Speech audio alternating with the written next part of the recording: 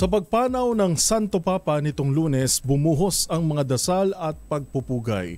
Marami sa mga Pilipino inalala ang pagbisita ni Pope Francis sa bansa noong taong 2015 at kabilang nga sa mga nagbalik-tanaw ang singer na si Darren Espanto na nabigyan ng pagkakataong makapagtanghal noon para sa tinaguriang The People's Pope. Narito ang report.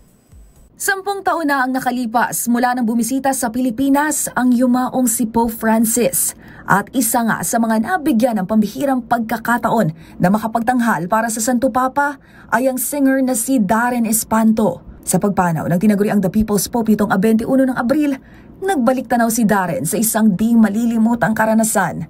Sa kanyang social media account, ibinahagi nito ang video ng awitin ng Tell the World of His Love sa isang event ay dinaos para kay Pope Francis taong 2015 bilang bahagi ng kanyang papal visit.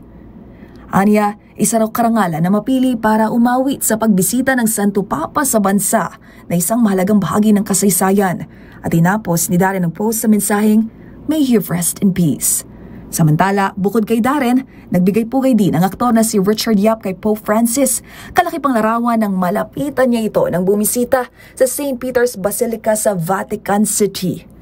Pumanaw ang Santo Papa sa edad na 88 dahil sa cerebral stroke at irreversible heart failure. Para sa MBC TV Network News, ito si Angelica Cosme ng DZRH TV, una sa Pilipinas, una sa Pilipino.